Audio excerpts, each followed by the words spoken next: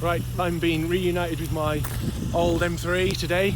It's been fully restored, not in my ownership anymore unfortunately, but it's really nice to have a look at it. So let's have a look around.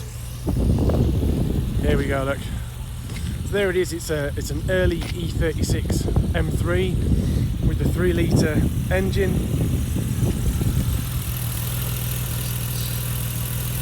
Give you a better view of that, look, there you go. And yeah, I bought this car back in 2001 from the director of EMAP Publishing. And he's had it since almost new. Put a load of miles on it. I think he got it 7 months old. Put a load of miles on it, and I bought it off him in 2001 with 155,000.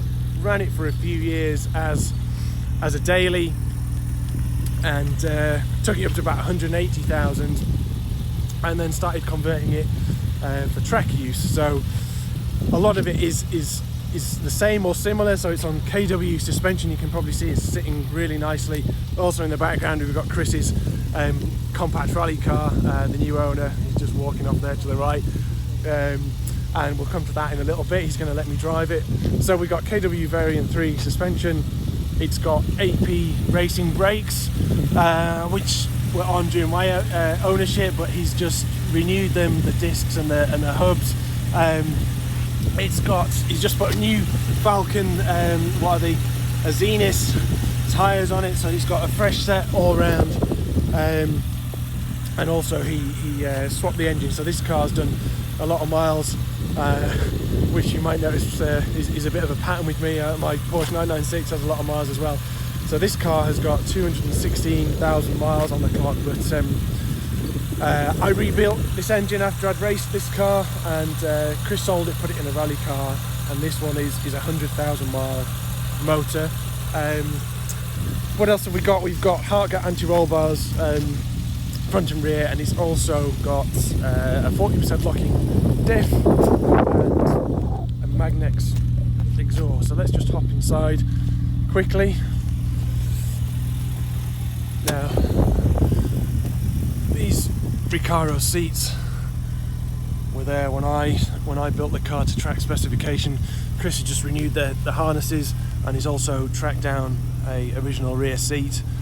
So I sold my interior when I took this out. So it's a 4-seater again, and also the roll sensor racing cage. He's colour coded that in Avis Blue, the correct colour.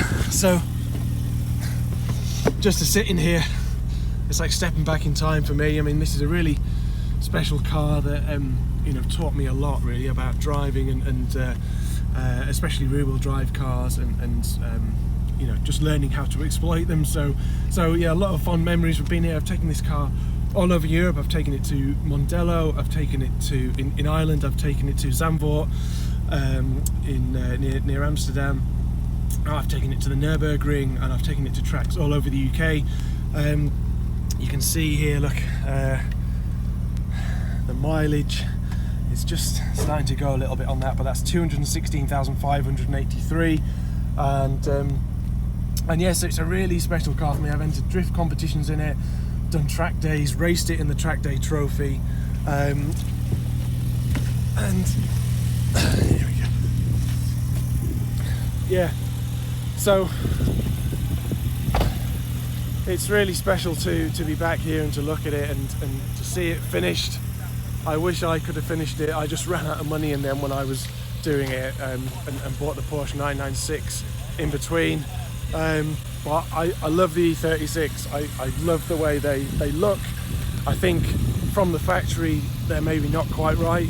The suspension isn't quite right from the factory, and I think once you do that and you stiffen it up and replace the brakes with some beefier brakes like the APs it's got on it, I think that makes all the difference to these cars now. I think they're great track cars, and which is why you see them lapping the Nürburgring all the time.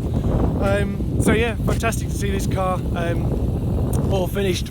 All right, so yeah, and thanks for all your views recently, all your subscribers, all the subscribers who've joined the channel recently. I really appreciate that. So yeah, hopefully see you in the next episode.